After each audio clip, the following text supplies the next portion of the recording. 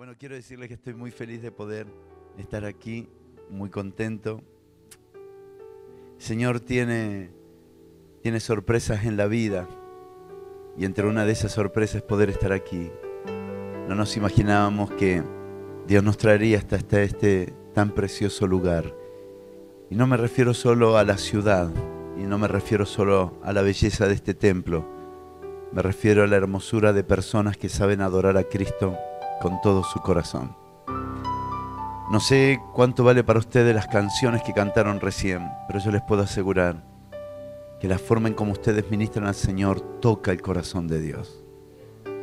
Dios no puede resistir cuando le adoramos con todo nuestro ser.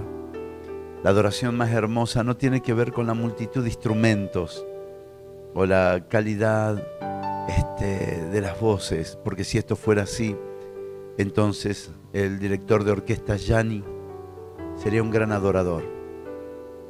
Y la adoración tiene que ver con una vida rendida a la voluntad de Dios.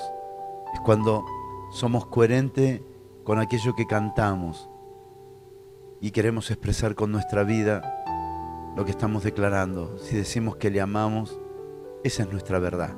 No hay más verdad. La verdad es que le amamos con todo nuestro ser y estamos agradecidos de lo que Él ha hecho por nosotros. Yo quiero traerles en primer lugar el saludo de mi esposa. Karina es una mujer increíble, nos casamos ya hace unos cuantos años. Tenemos, para los que piensan que no me acuerdo los años, me acuerdo, para romper el mito de que los hombres no nos acordamos de la fecha del casamiento, los años de casamiento. Nos casamos hace 24 años, tenemos 4 hijos. El mayor de todos tiene 21, por si alguien quiere sacar la cuenta. Veo que siempre esas mujeres, cuando te cuenta que tengo tantos hijos y comienzan. Tenemos una hija que se llama Melanie, de 19 años, un hijo que se llama Samuel, de 14, y otro hijo más que se llama David, Pablo David, de 10 añitos. Y ellos comparten con nosotros el servir a Cristo y el vivir para Cristo. Nuestra congregación principal está en Buenos Aires, que también está orando mucho por este encuentro. Todos saben que estamos aquí y todos están orando por ustedes. Y quién sabe si en algún momento nos venimos así tipo colectivo, pero no para ver un mundial de fútbol ni una Copa América, ¿no? Nos venimos para compartir juntos y adorar al Señor. Honramos la vida de sus pastores, les amamos mucho, mucho. Por eso estamos aquí también, ¿eh? Hoy conocí a mi querido hermano Juan Carlos, qué privilegio. Y me hicieron probar hoy pollo a la pobre. A lo pobre. Yo me imaginé a lo pobre, que me van a tener 2 pedacitos de cada cosa. Como 5 kilos de papa. No me trajeron un huevo, me trajeron el gallinero. Era un pedazo de pollo impresionante. Y para quienes estamos en proceso de dieta, porque estamos bajando de peso, lo que acaban de hacer conmigo fue una masacre emocional. Tuve que irme al hotel y orar un rato para que el Señor me limpie de toda bronca y enojo que me provocaron. A lo pobre, yo pensé que era más chiquitito, pero bueno, en fin. Gracias a Dios por estar aquí. Yo quiero invitarles a que podamos abrir la Biblia en un pasaje bíblico que tiene mucha relevancia para nuestras vidas hoy. Está en la carta a los Hebreos, capítulo 10, verso 5. La carta a los Hebreos, capítulo 10. Yo no sé si a ustedes les gusta anotar, porque vi 2 o 3 cuadernos. Me gustaría decirles lo siguiente. Lo que vamos a hablar es la única razón por la que vino Cristo, que incluye muchas cosas. La única razón por la que vino Cristo, que incluye muchas cosas, pero fue la única razón.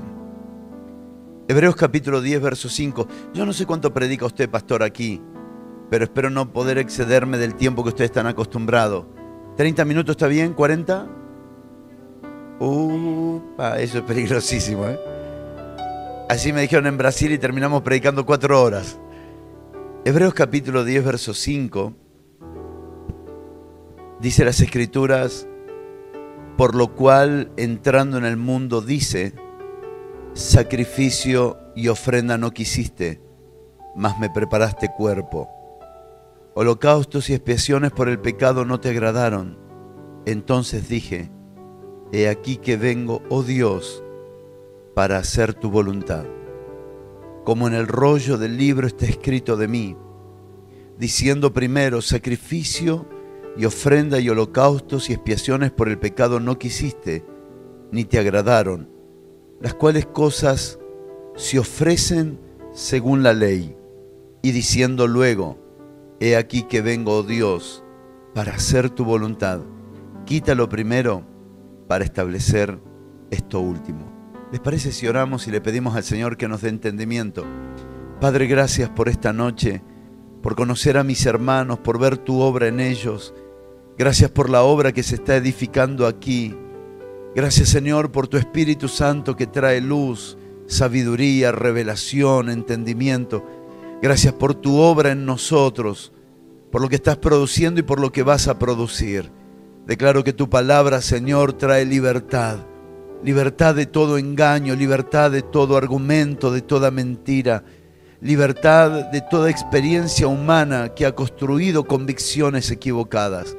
Ruego, Padre, en el nombre de Jesús, que el poder de tu palabra se transforme como en una masa para deshacer convicciones equivocadas y establezca en nosotros tu verdad, porque solo tu verdad nos hace libres para la gloria de Dios en Cristo Jesús. Amén. Gracias, Señor. Una de las palabras con las que quisiera comenzar este mensaje es hablando de la diferencia, no sé si aquí también se llama rompecabezas. Están las piezas del rompecabezas, ¿puede ser? El rompecabezas tiene muchas fichas, tiene muchas piezas. Gracias. Tiene muchas piezas y este rompecabezas tiene una tapa. La tapa le da sentido a cada una de las piezas. Si no tuviéramos la tapa, no encontraríamos clara o rápidamente la ubicación de las piezas. Y eso nos hace perder mucho tiempo. Cuando alguien vio la tapa y ha prestado atención a esa tapa, inmediatamente logra asociar colores con los lugares que debe ir ubicado. Cuando hablamos de nuestro Señor Jesucristo, que es la razón que nos convoca aquí, hemos escuchado mucho a lo largo de la vida, hemos visto películas, hemos oído sermones, algunos de nosotros evangélicos, otros católicos, otros tal vez hemos escuchado algún tipo de posición acerca de la persona de nuestro Señor. Y la verdad es que muchas veces podemos cometer el error de, por no ver la caja, la tapa de la caja, tener una idea equivocada de la razón por la que vino nuestro Señor. Y entonces cuando nosotros hablamos de tener la vida de Cristo, vivir la vida de Cristo, que Cristo se manifiesta a través de nosotros, necesitamos saber clara y específicamente para qué vino el Señor. ¿Por qué causa vino el Señor? ¿Qué lo movilizó a venir hasta aquí? Y podemos detenernos en las piezas. ¿Las piezas pertenecen al rompecabezas? Sí. Como una verdad entre muchas. Podemos decir muchas cosas del Señor Jesús y sin lugar a duda no nos equivocaríamos.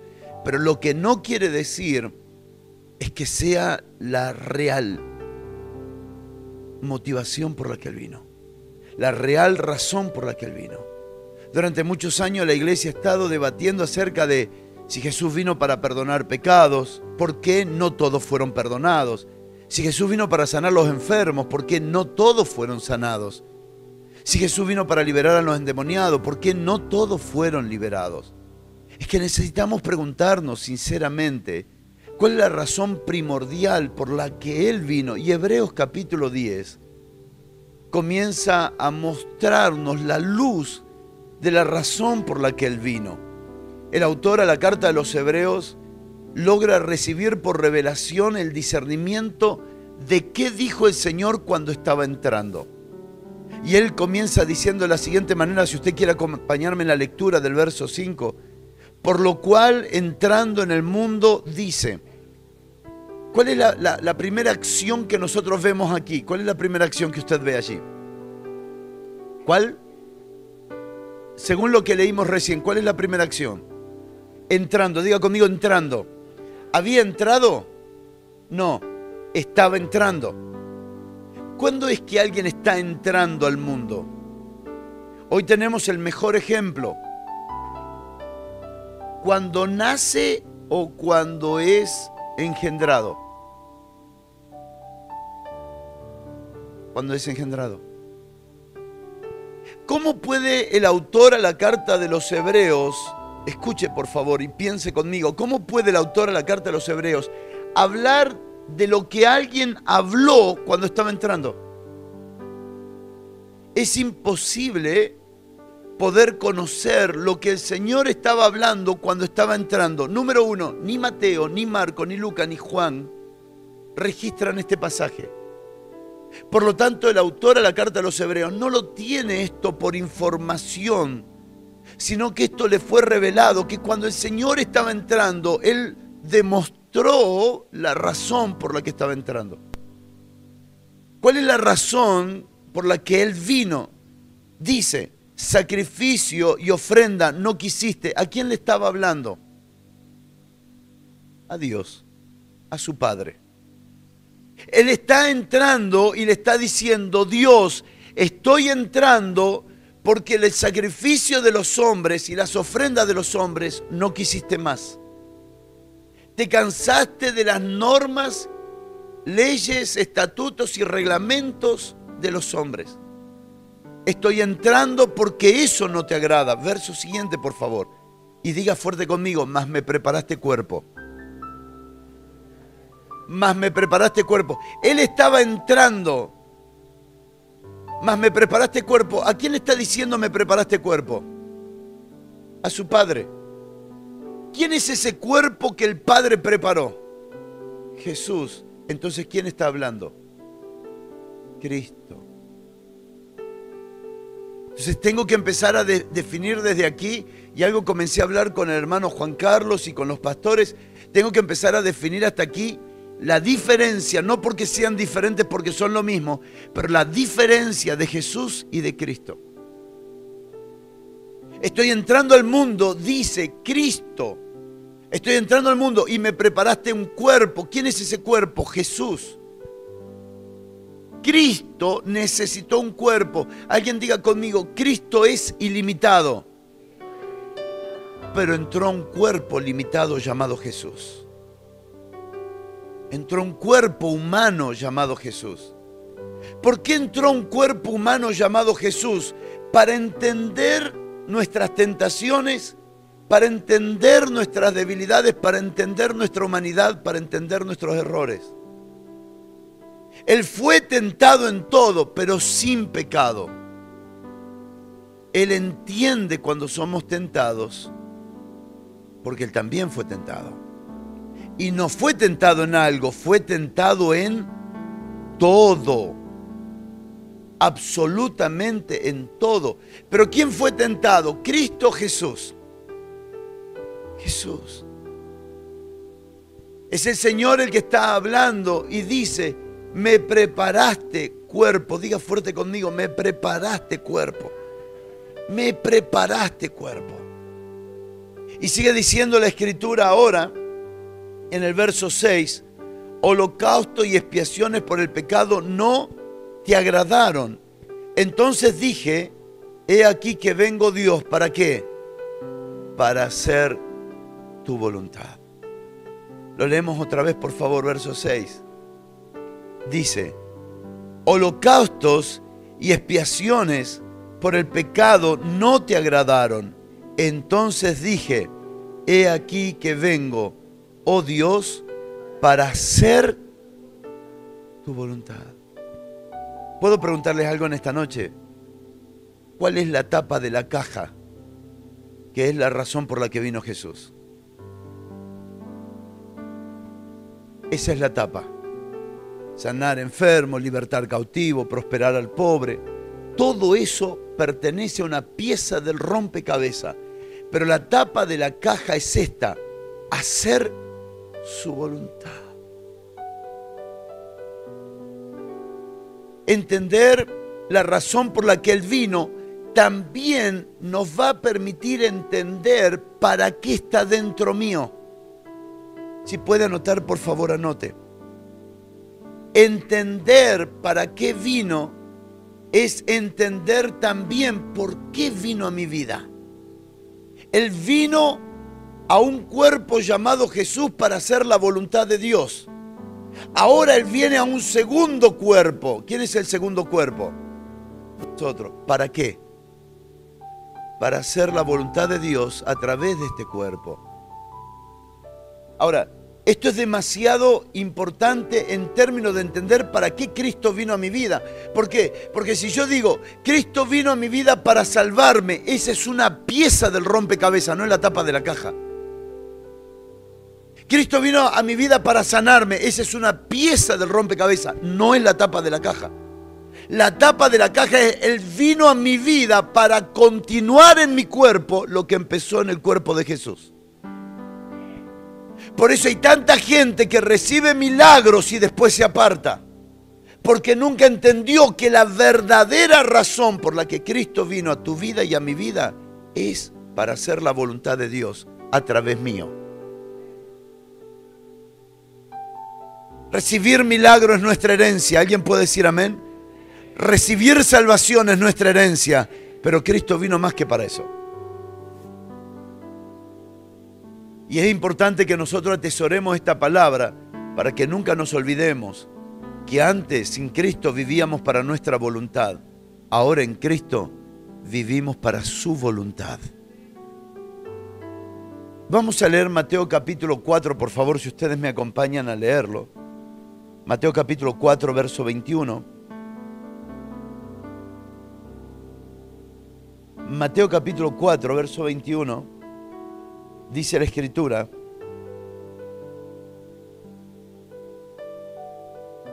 capítulo 7, Mateo capítulo 7, verso 21. Cuando lo tengan, por favor, me dicen sí. Mateo capítulo 7, verso 21. Dice, no todo el que me dice Señor, Señor, entrará en el reino de los cielos, sino el que ¿qué? El que hace la voluntad de mi Padre. Y dice así, no profetizamos en tu nombre y en tu nombre echamos fuera demonios y en tu nombre hicimos muchos milagros. ¿Quiénes dirán esto? Aquellos que experimentaron obras poderosas de parte de Dios y las hicieron también, pero se olvidaron lo más importante. ¿Qué era más importante? Que no se podía desconectar el señorío de Cristo con la voluntad del Padre. Ustedes van a ser instrumentos de grandes milagros para la gloria de Dios. Dios los va a usar poderosamente. Mas hay gente que hace milagros, pero no hace la voluntad de Dios. Por lo tanto, el hacer milagro es una pieza del rompecabezas, no es la tapa de la caja. La tapa de la caja es más importante que la pieza del rompecabezas. La tapa de la caja es, Cristo está en mí para hacer la voluntad de Dios a través de mi vida. ¿Me están entendiendo? ¿Cuántos me están entendiendo? ¿De verdad me entienden? Dice el verso 23, entonces les declararé, nunca os conocí, apartaos de mí, hacedores de ¿qué? ¿Cómo puede ser que alguien que profetice sea un hacedor de maldad? ¿Cómo puede ser que alguien que haga milagros sea un hacedor de maldad? ¿Cómo puede ser que alguien que haga cosas importantes por otros sea reconocido como hacedor de maldad? Porque maldad y bondad no tiene que ver con buenas obras. Maldad y bondad tiene que ver con hacer la voluntad de Dios. para los que están anotando, Dios no reconoce nada de bueno o de malo si primero no está en su voluntad. Dios no reconoce. No, pero yo hice una buena obra. Sí, ¿era la voluntad de Dios? No, bueno, no es bueno. Dios lo llama obra de maldad. Bondad y maldad no tiene que ver con el pensamiento religioso de una persona. Bueno, hice una obra buena, ¿fue la voluntad de Dios? No, entonces no fue bueno. Porque solo es bueno lo que pertenece a la voluntad de Dios. Solo es bueno lo que pertenece a la voluntad de Dios. Volvamos a Hebreos, por favor, si me acompañan. Verso 7. Entonces dije, he aquí que vengo, oh Dios, para hacer tu voluntad. Como en el rollo del libro está escrito de mí, diciendo primero, sacrificio y ofrenda y holocausto y expiaciones por el pecado no quisiste, ni te agradaron las cuales cosas se ofrecen según la ley. Las cuales cosas se ofrecen según la ley. Y diciendo luego, he aquí que vengo, oh Dios, para hacer tu voluntad. Quítalo primero para establecer esto último. ¿Se animan a leerlo el verso 9, por favor? Y diciendo luego, he aquí que vengo, oh Dios, lo dice por segunda vez, que vengo, oh Dios, para hacer tu voluntad. Quítalo primero para establecer esto último. Solo un minutito, por favor. No, necesito saludarlo. Hola.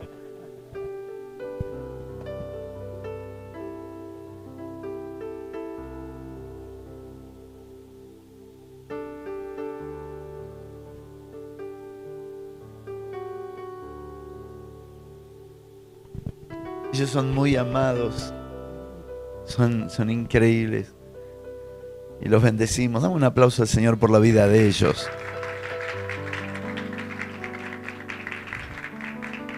Bueno, yo quiero decirle que esto es como ir al cine cuando ya la película está por la mitad. O sea, para entenderlo ahora van a tener que, dos cosas. Ir a Argentina a escucharlo o pedirle a alguien que esté grabando. Sí. El verso 9, estamos hablando de... ¿Alguien se acuerda de lo que estamos hablando, no? ¿De qué estamos hablando? ¿De para qué vino Cristo? Para hacer la voluntad de Dios, que eso incluye muchas cosas. Incluye salvación, sanidad, liberación, pero principalmente Él vino para hacer la voluntad de Dios. Por eso no sanó a todos, pero sí obedeció a Dios en todo. Y aquí es muy importante recordar esto. Al entender esto, soy libre de las expectativas de los hombres. Jesús no sanó a todos los enfermos, pero hizo todo lo que el Padre quería. Nunca se olviden eso. No liberó a todos los cautivos, pero hizo todo lo que el Padre quería. En definitiva, Él siempre vivió para agradar a su Padre. Y sigue diciendo la Escritura en este pasaje del verso 9, y lo demás café de por medio compartiremos. He aquí que vengo, Dios, para hacer tu voluntad. Quítalo primero para establecer esto último. Esta palabra, quítalo primero para establecer esto último, tiene una connotación demasiado importante. Quitemos al primer Adán para establecer al postrer Adán. Quitemos a la reina Basti para colocar a la reina Esther. Quitemos al rey Saúl para colocar a David. Quitemos la ley para establecer la gracia. Quitemos el antiguo pacto para establecer el nuevo pacto. Quitemos lo primero para establecer esto último. Y esto será materia de que si los pastores quisieran, ellos pueden darle continuidad acerca de estas palabras que dijo Cristo. Vine para quitar lo primero y para establecer esto último. Vine para hacer la voluntad de mi Padre. ¿Cuál es la voluntad del Padre? ¿Cuál es la voluntad del Padre? Este es uno de los temas más importantes que nosotros tenemos que trabajar. ¿Cuál es la voluntad del Padre? Para los que están anotando, pueden anotar, la voluntad de Dios tiene medidas. La voluntad de Dios tiene medidas, por eso es buena, agradable y perfecta. La voluntad de Dios tiene medidas. ¿Cuál es la voluntad de Dios para mí? ¿Cuál es la voluntad de Dios para mi matrimonio? ¿Cuál es la voluntad de Dios para mis hijos? ¿Cuál es la voluntad de Dios para mi casa? ¿Cuál es la voluntad de Dios para la congregación? ¿Cuál es la voluntad de Dios para el cuerpo de Cristo? Medidas de entendimiento acerca de la voluntad de Dios. Y esto es un misterio. Vamos a leer juntos, por favor, las Escrituras en Colosenses, capítulo 1, por favor. Colosenses, capítulo 1, verso 9.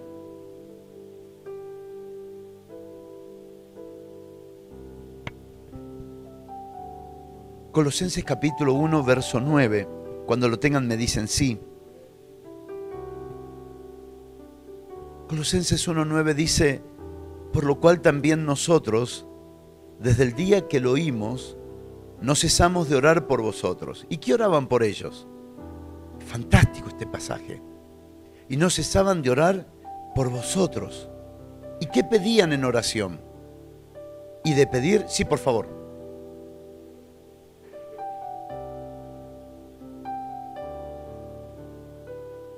¿Qué oraba el apóstol Pablo por los hermanos de Colosa? ¿Que no le falte la comida en la mesa? ¿Que no le falte ropa en el cuerpo? ¿Qué oraba puntualmente? La oración era demasiado importante. Dice que oraba y pedían que sean, ¿qué? Llenos. ¿Este vaso está lleno? No. ¿Esta botella está llena? No. ¿Qué significa lleno? Lleno significa completo. ¿Por qué dice que pedía que sean llenos? Porque hay personas que cuando conocen la voluntad de Dios para ellos ya son felices. Bueno, esta es la voluntad de Dios para mí. Sí, pero hay algo más que eso. Esta es la voluntad de Dios para mi casa. Sí, pero hay algo más que para eso. La voluntad de Dios. Miren, ustedes viajan por muchas naciones hoy. Dios los ha levantado. Sería absurdo si ustedes solamente consideraran la voluntad de Dios para ustedes. Porque a la gente no le sirve que ustedes le vayan a decir cuál es la voluntad de Dios para ustedes. La gente necesita saber cuál es la voluntad de Dios para ellos. Esa es otra medida del conocimiento de su voluntad. Establecer el reino no es predicar sobre el reino, enseñar sobre el reino. Es conocer la voluntad de Dios.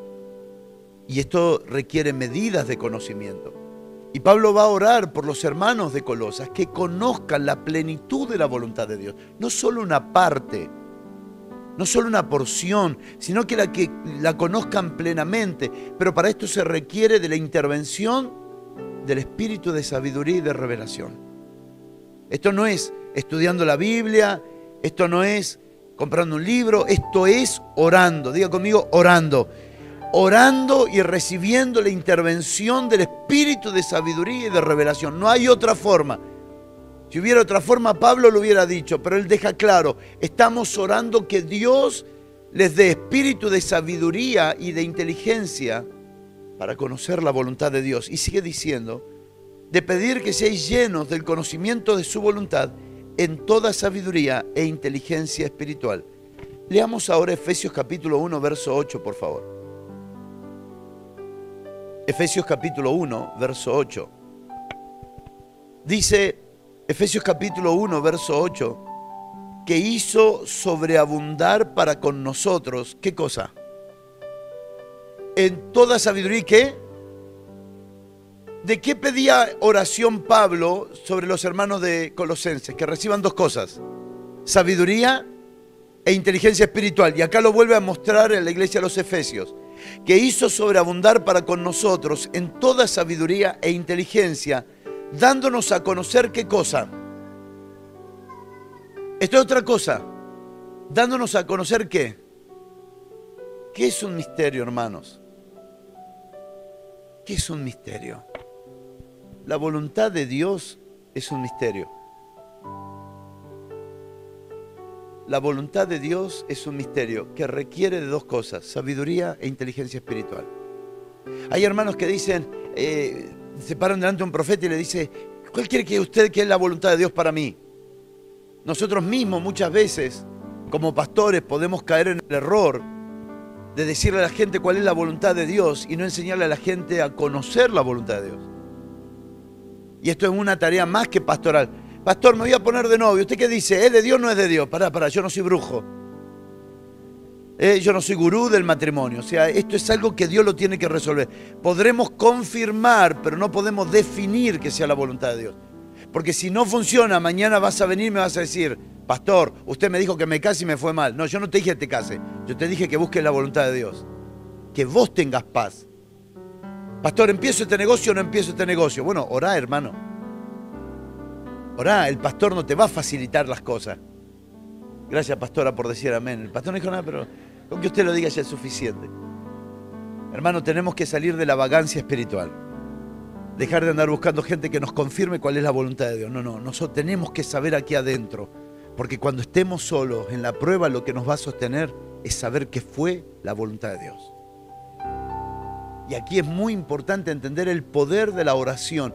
Yo no puedo usar la oración como si fuera un supermercado para lo que necesito. Necesito esto, necesito aquello, dame esto, dame aquello. Pierdo tiempo. La oración debe ser usada apropiadamente.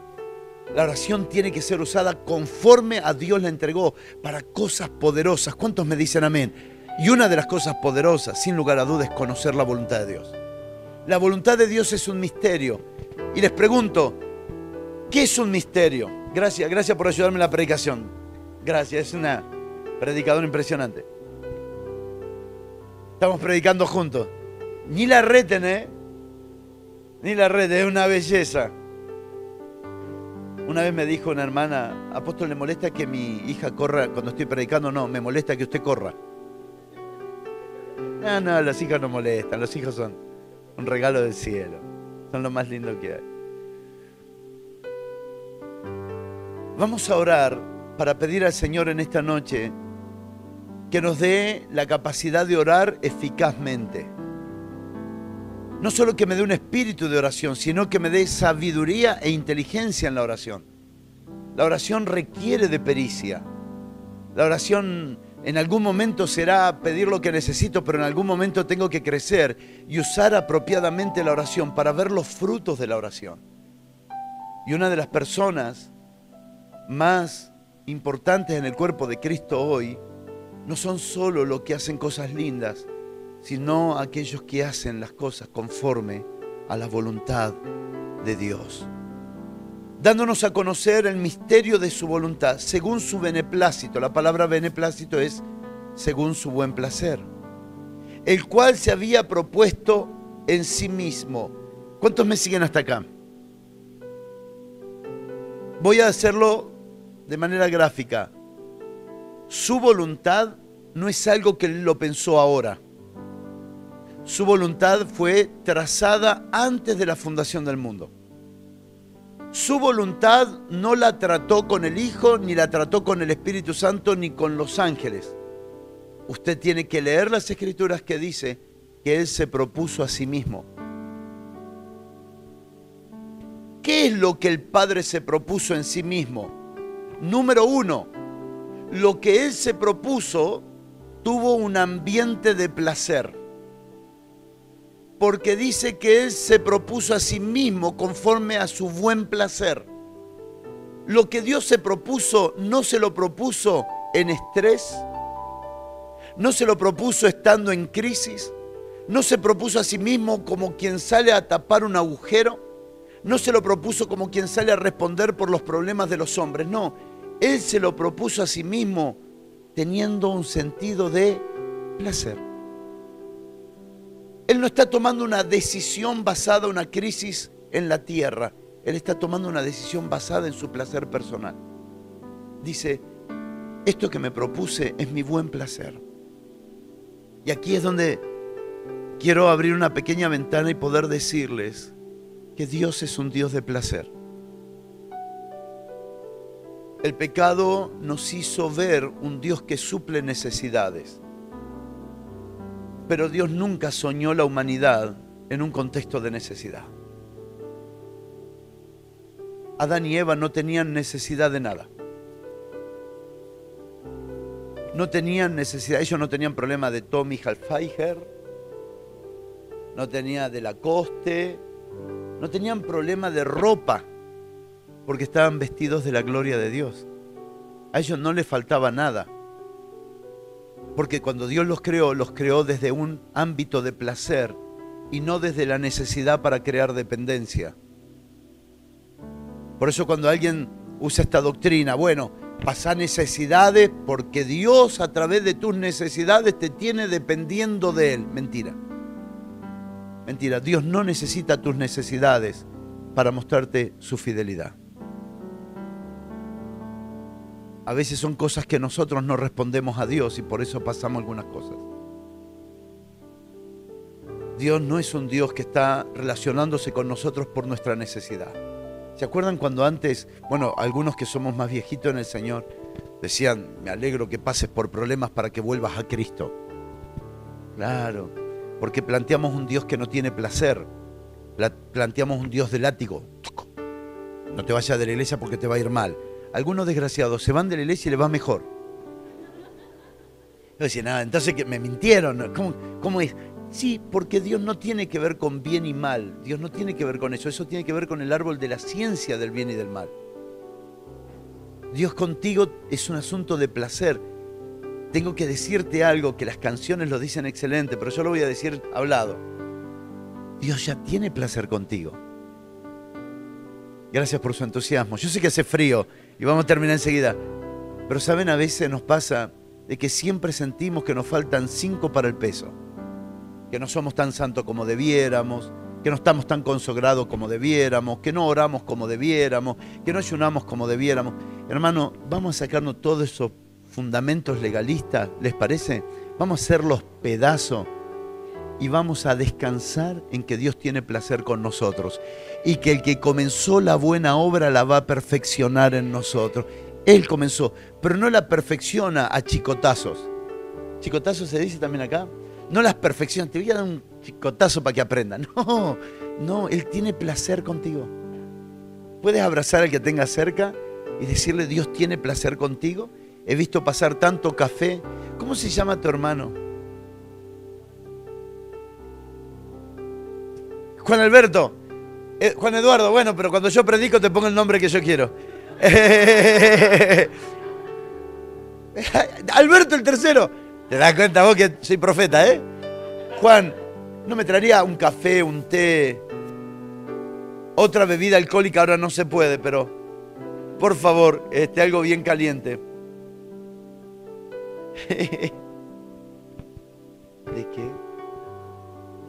No, horrible lo de ustedes, pero no importa. Por eso ya estoy acostumbrado a esas cosas así. No ofrecen, no, disfruten. Viajaron mucho. Todo lo que Dios hizo, no lo hizo desde el estrés, lo hizo desde su placer. ¿Sí? Lo hizo de su placer. Cuando pensó en ti, no se estresó. Cuando pensó en ti, lo hizo desde su placer. Dios tiene placer contigo. De verdad. De verdad. Porque esto está fantástico en el culto, pero cuando voy a orar, si no lloro, no me siento bien. No, llorar un poco para que... No, en serio, Dios tiene placer contigo. Y desde su buen placer, Él hizo un pacto consigo mismo. Y ese pacto consigo mismo fue reunir todas las cosas en su Hijo. Mire por favor el verso 10. ¿Cuál es la plenitud de la voluntad de Dios? ¿Cuál es la plenitud? Ya no estoy hablando de cuál es la voluntad de Dios para mí. Ya no estoy hablando de cuál es la voluntad de Dios para mi casa. Ahora estoy hablando de la plena voluntad de Dios. La perfecta. No solo la buena, no solo la agradable, la perfecta voluntad de Dios. La completa voluntad de Dios, el vaso completo de la voluntad de Dios. ¿Cuál es? Espíritu Santo, ayúdanos a entender. Verso 10. De reunir todas las cosas en Cristo. Por eso somos justificados en Cristo, santificados en Cristo, perdonados, crucificados, sepultados, resucitados, sentados en lugares celestiales todo es en Cristo. Absolutamente todo es en Cristo. ¿Cuál es la perfecta, plena y completa voluntad de Dios? Reunir todas las cosas en Cristo. ¿Y qué pasó en la cruz? ¿Qué fue lo que pasó en la cruz? En la cruz se reconciliaron los cielos y la tierra. En la cruz hubo reconciliación de todas las cosas, porque todo fue reconciliado en Cristo. Quiero decirle, mis hermanos, que Cristo no vencerá.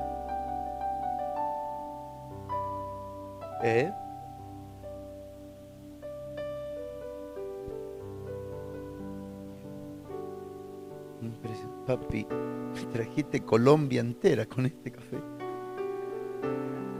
Te amo.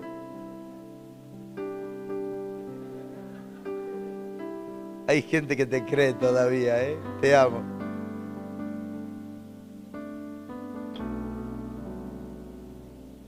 Quisiera pedirle que anoten lo siguiente, y le quiero pedir al pastor que sobre todo anote, que sea esta palabra. ¿Qué pasó en la cruz? ¿Qué fue lo que pasó en la cruz? En la cruz fui salvado, sí, pero eso es una pieza, no es la tapa de la caja. En la cruz yo fui sanado, sí, pero eso es una pieza, pero no es la tapa de la caja. En la cruz yo fui hecho libre, sí, eso es otra pieza, pero no es la tapa de la caja. ¿Qué pasó en la cruz? Y esto pido, pastor, que entres en el espíritu de esta palabra y puedas presentar los próximos días lo que pasó en la cruz. Porque cuando Cristo dijo consumado es, no dijo es consumada, es una parte. Consumado fue todo, absolutamente todo. Y cuando Él se aparece, cuando el Señor aparece, Él aparece y le dice a sus discípulos: toda potestad me es dada en los cielos y en la tierra. ¿Qué pasó en la cruz? En la cruz Él reconcilió todo conforme a la voluntad de Dios, y el Padre dijo: Hijo, todo lo creé por ti y para ti. Hijo, todo lo creé por ti y para ti. Y cuando estabas dando tu vida en la cruz, recuperaste todo, y yo te doy todo, hijo. Y todo, absolutamente todo, le fue dado al Hijo de Dios, a Cristo. Todo le fue dado al Hijo de Dios, a Cristo. Él es el Señor de todo. Y le fue dado un nombre que es, ¿alguien puede decir sobre todo nombre? Sobre todo nombre que se nombra. Cuando un médico dice cáncer, ¿qué está haciendo? Está dándole un nombre a una circunstancia. Mi Cristo es Señor de ese nombre. No importa cuál sea el nombre, te vas a quedar sin trabajo, y eso tiene un nombre. Escasez, pobreza, miseria, necesidad, deuda. Sobre ese nombre hay un nombre que es mayor, que es el nombre del Señor Jesucristo.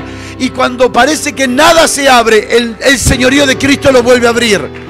Porque Él es el Señor de todos los nombres que se nombra. Sobre todo lo que se nombre, Él es Señor. Yo tengo que administrar el poder de ese nombre. No es cualquier nombre.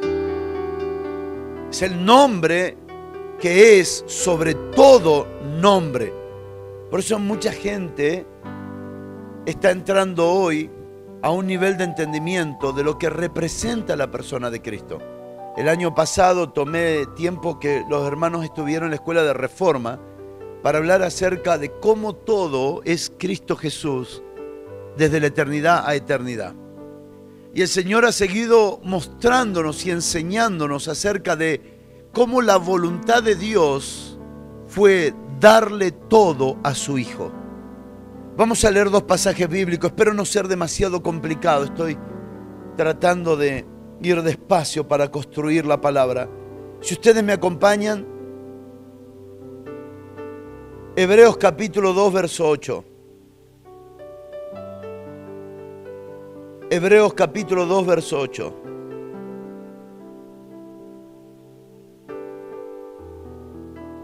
Deme unos 10 minutos más y ya terminamos, por favor.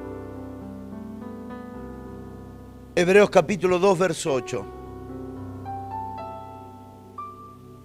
¿Lo tienen? Sí, por favor, hermano, puedes leerlo.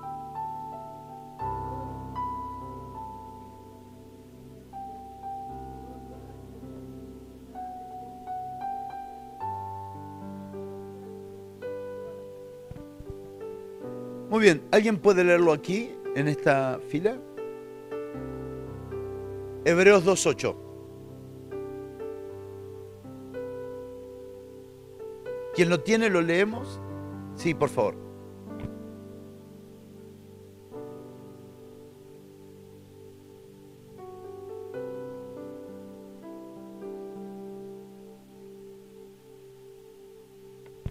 Entonces definamos, hermano, a ver si entendemos lo que leemos. ¿Está sujeto o no está sujeto? ¿Está sujeto o no está sujeto? ¿Se sujetó o se sujetará? Tiempo pasado, presente o futuro. ¿Cuándo se sujetó todas las cosas? En la cruz. ¿Cuánto se sujetó en la cruz? Por favor, mírenlo, ustedes tienen que ver la escritura. Porque no podemos estar fundados en la sabiduría de un hombre, necesitamos estar fundados en la palabra de Dios. ¿Cuánto se sujetó en las escrituras? ¿Miseria? ¿Pobreza? ¿Enfermedad? ¿Qué implica todo? Todo lo sujetaste debajo de sus pies y no quedó nada. ¿Qué significa nada? Nada. Nada sin ser sujeto a Él. Por eso la Escritura dice, toda potestad me ha sido dada, ahora los envío, porque la misma autoridad que me fue dada, ahora la misma autoridad tienen ustedes. Pero si yo no conozco la voluntad de Dios, que fue darle todo a Cristo, yo no entiendo qué significa que Cristo me envíe. Cristo no me envió, arreglátela como puedas. Cristo me envió con todo lo que Él tiene. Todo lo que Él ganó en la cruz, todo lo que Él recuperó en la cruz, con todo eso Él me lo dio a mí. Yo tengo todo lo que Cristo tiene, por eso soy heredero y coheredero con Cristo Jesús, porque tengo todo lo que Él tiene. Todo ya fue sujetado. Alguien diga conmigo, todo ya fue sujetado. El problema no está si fue sujeto o no, el problema es qué estamos viendo. ¿Me está escuchando? El problema no es si se sujetó en la cruz o no. El problema está en qué estoy viendo. Porque todavía ¿qué? Porque todavía no vemos que estén sujetas. ¿Por qué creen ustedes que Pablo dijo anden por fe y no por? Porque cuando ando por fe, yo sé que todo ya fue sujetado. Estábamos con Marcos en Nicaragua y Ronnie Oliveira ministrando, y a la tarde, antes de pasar al altar nacional de adoración, comparto esta palabra y les digo, hermanos, yo no vine a hacer guerra espiritual, y esto les va a confirmar por qué ustedes no entran en guerra y les va a traer mucha paz, porque nosotros no estamos para hacer guerra espiritual, nosotros estamos para notificarle al diablo lo que pasó en la cruz. Nosotros somos notificadores, no guerreros. Nosotros no tenemos lucha contra sangre y carne. Nos dice no tenemos guerra. Nosotros no estamos en guerra, nosotros estamos en paz. Nosotros estamos en paz y gobernamos desde la paz. Nosotros no vamos a luchar contra el diablo, hermano. Voy a luchar contra el diablo, desgraciado, endemoniado, endiablado. No, para mí el diablo con sus principados y potestades ya fueron vencidos en la cruz del Calvario, y yo lo único que hago es notificarle al diablo que ya fue vencido. Pero no vengo a decirle, diablo, yo te vencí, porque ayuné 40 días. No, esa es la vanidad de la mente. Estoy escribiendo un libro que se llama Reconciliados en Cristo, que hace 2 años que vengo predicando sobre esto. ¿Por qué? Porque la necesidad de tener enemigos es porque tenemos una mente enemistada. Pablo habla de mente enemistadas. Las mentes enemistadas necesitan un enemigo. No sabe cómo el diablo me está dando, hermano. El diablo se levantó contra mí. El diablo me atacó. El diablo... No, esas son mentes enemistadas. Porque el enemigo está debajo de nuestros pies, como cantamos esta noche. Ya fue sujetado todo a Cristo. Solo falta alguien que se lo notifique. No vengo a pelear contigo, desgraciado. No vengo a pelear contigo. Te vengo a notificar que en la cruz del Calvario fuiste derrotado. Que en la cruz del Calvario fuiste vencido. Que en la cruz del Calvario ya está la victoria de mi Señor Jesucristo. Diga conmigo, fe. Fuerte, fuerte. Fe. Para mí no es algo futurista. Fe es volver a la cruz y creer que todo ya me fue dado.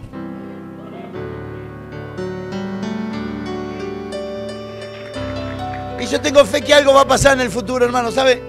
Algo no va a pasar, algo... No, hermano, no se trata de que algo te pase, se trata de que algo ya te pasó.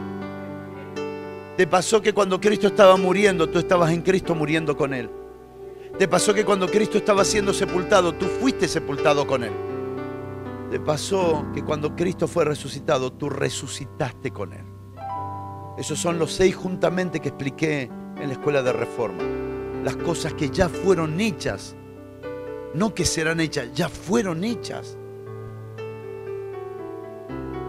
En ti opera una dimensión de victoria de alto nivel. ¿Cuántos me dicen amén? No creo que sea casualidad que hoy presentemos a Victoria. Pero no hablo de esta mística. ¿Qué coincidencia? ¿Será de Dios? ¿Será profético? No, ni profético ni coincidencia. Es un término de tiempo que se tiene que revelar a esta casa. No podemos pelear con algo que ya está vencido. Y si peleamos es porque todavía no sabemos que está vencido. Señores, ustedes van a avanzar hasta donde ustedes obedezcan a Dios. No le echen la culpa al diablo.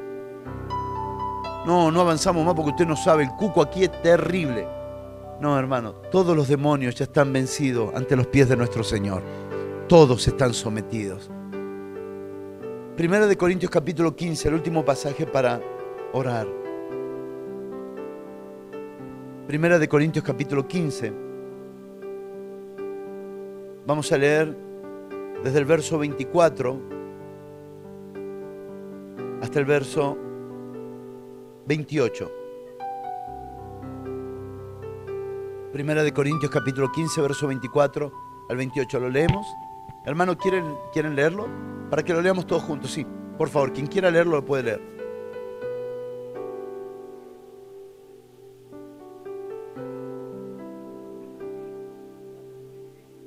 Cuando entregue. Eso.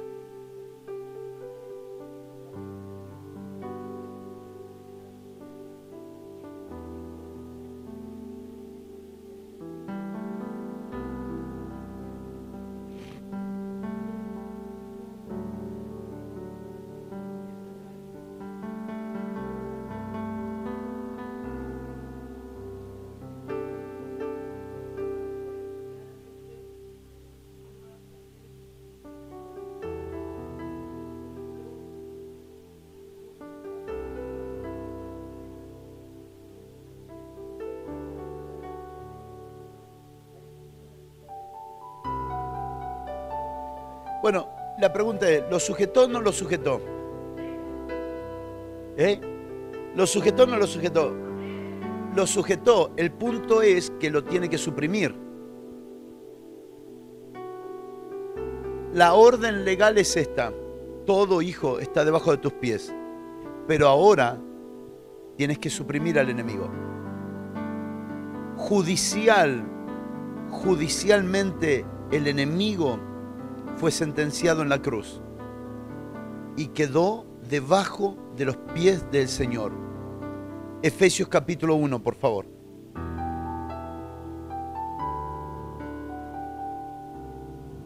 Efesios capítulo 1.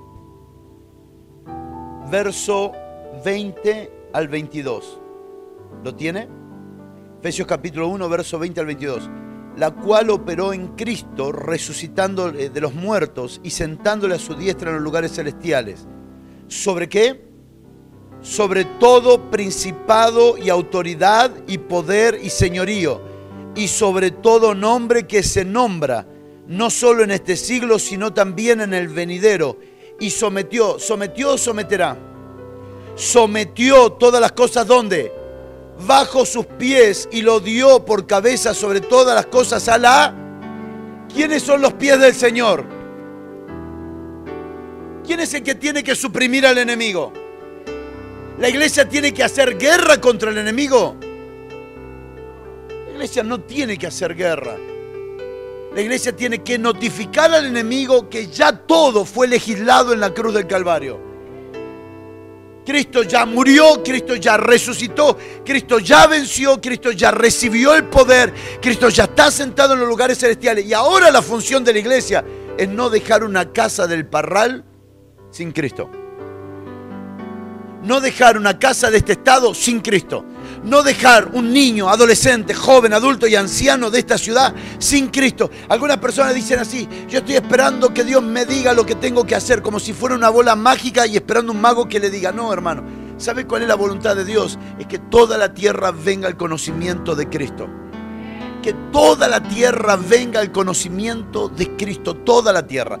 Empezando por mi casa, por mis parientes, mis vecinos, continuando por el barrio, yendo por toda la ciudad, extendiéndome a otros estados, a otros condados, a otros departamentos, a otras naciones, a otros continentes, hasta que todo sea lleno del conocimiento de la gloria de Dios. La gente necesita saber que ya todo fue hecho en la cruz del Calvario. Y que lo que necesitamos hacer como iglesia es posicionarnos como pies. ¿Para qué? Para suprimir. ¿Se acuerdan cuál fue la palabra que el Señor le dio a sus discípulos? Caminen. Porque escorpiones y serpientes están debajo de sus pies, no en otro lugar. El problema en la iglesia es cuando los escorpiones y las serpientes están acá arriba. Les ruego, no ignoren las maquinaciones del diablo, porque eso nos estorba y nos hace atrasarnos en los tiempos. Dice: no ignoréis las maquinaciones del diablo para que él no gane ventaja sobre vosotros. ¿Sabe qué significa ganar ventaja? Pastor, ayúdeme por favor. Ventaja significa que él me llena la cabeza de pensamientos que no debo pensar, de sentimientos que no debería sentir, simplemente para colocarme un peso para que él corra más rápido que yo. Entonces, yo digo, pero ¿cómo puede ser posible que el mundo, escuche, ¿cómo puede ser posible que el mundo vaya más rápido que la iglesia? Simple, la iglesia está llena de maquinaciones del diablo. Estamos peleados unos con otros, enojados unos con otros, siempre nos falta 5 para el peso, no tenemos paz. Y todo eso hace que el diablo vaya más lejos y que el diablo vaya más rápido y nos gane ventaja. Ventaja significa que yo debiera estar adelante y estoy atrás. En los medios de comunicación, la generación que viene irá adelante. En los años que vienen, el arte, la iglesia irá adelante. En los años que vienen, el deporte irá adelante. La política en Cristo irá adelante, porque vamos a reunir todas las cosas en Cristo. No es reunir a toda la gente en un templo, es reunirlos en Cristo. No queremos que el enemigo nos siga quitando ventaja, sacando ventaja. Gracias, pastor. Queremos que él nos saque ventaja. No queremos que él vaya más rápido. Me acuerdo una vez teníamos la oportunidad de tener un salón muy parecido a este y teníamos un entrepiso lleno de personas y había unas 500 personas en la reunión. Yo tenía 26 años y salgo de la oficina y mi copastor me dice así: y pastor, ¿está contento? El templo está lleno. Le digo, no estoy contento. Me dice, ¿cómo no va a estar contento? Mire, el templo está lleno, sí. Pero mientras nosotros reunimos 500 personas aquí, hay 4 boliches bailables en nuestra ciudad que reúnen entre los 4 20.000 jóvenes. Entonces no me diga que esté contento, porque Dios no me llamó a reunir a toda la gente en un templo. Dios me llamó a reunir a todas las personas en Cristo. Así que no podemos parar, a seguir viajando, muchachos.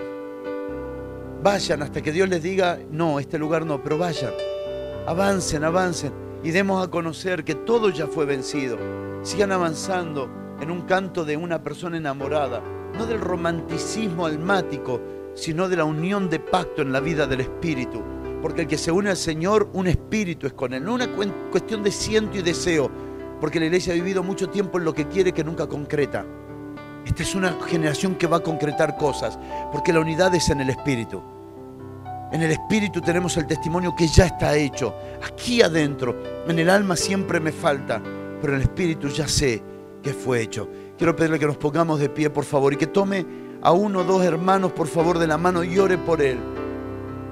Y ore que reciba espíritu de sabiduría y de inteligencia para entender esto y trabajar sobre esto. Padre, en el nombre de Jesús, te ruego, Dios mío, que el poder de tu gracia nos introduzca en una nueva dimensión de sabiduría e inteligencia espiritual.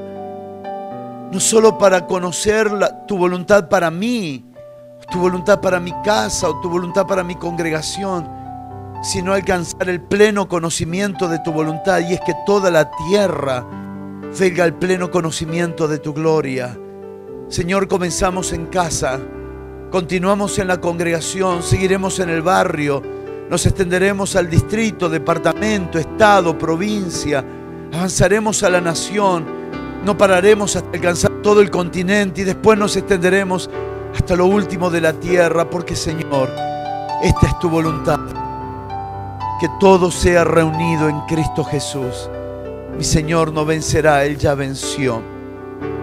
Él no derrotará al enemigo porque ya lo derrotó. Me levanto como un agente legal para denunciar, notificar y decirle a las tinieblas que están vencidas en la cruz del Calvario. Les notificamos su derrota y la victoria de nuestro Señor Jesucristo. Nuestro Señor ya ha vencido. Declaro, Señor, que la presentación en esta noche de victoria no es un hecho casual. Declaro que la presentación de victoria contiene un propósito eterno. Padre, en esta noche quiero rogarte juntamente, Señor, con Sandra y con Ariel, como ministros del Señor Jesucristo. Queremos orar por la vida de Victoria y dedicártela a ti juntamente con sus padres. Declarar perfectamente que ella es un diseño divino, nacida por tu propósito, manifestada en estos días para dar a conocer la victoria a esta casa. Señor, entra en una nueva etapa a esta casa en el poder de tu victoria. Declaro que las ministraciones de los pastores entran a otro nivel para la gloria de tu nombre. Lo que ellos respetan, ellos atraen. Lo que ellos reconocen es lo que se imparte. Imparto ahora esta medida y dimensión, Señor, para la gloria de tu nombre. Declaro sobre ellos que al recibir a Victoria como hija también reciben la herencia de una generación victoriosa que opera en dimensiones de autoridad para notificar a las tinieblas su derrota. Señor, en el nombre de Jesús, declaramos que toda la vida de Victoria será exponer victoria en su casa, en la congregación y en las naciones de la tierra. Señor, declaramos que ella marca un tiempo sobre la casa, que no nace en cualquier momento, que nace en el momento exacto. No estamos aquí en términos de mitología de cábalas hebreas. Estamos aquí en la revelación de que los hijos portan temporadas y que estas temporadas de victoria vienen sobre el matrimonio, Señor, de Carlos y Diana.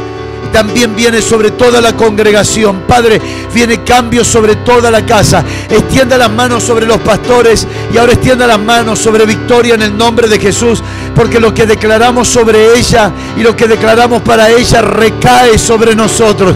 Señor, entendemos que nace para marcar una nueva temporada en esta casa. Que cosas que estaban trabadas se destraban, que cosas que estaban frenadas se liberan. Señor, que viene abundancia y sobreabundancia sobre todos los que congregan, para que el reino siga avanzando para la gloria de tu nombre.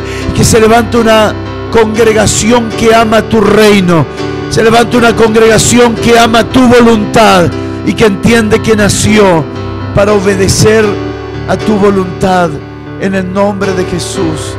Gracias, Padre. Escúcheme, por favor. Usted leyó conmigo y lo quiero remarcar al principio. La tapa de la caja, que es la razón por la que Cristo vino, fue para corresponder a la voluntad del Padre. Y Él lo primero que dice es: me preparaste un cuerpo.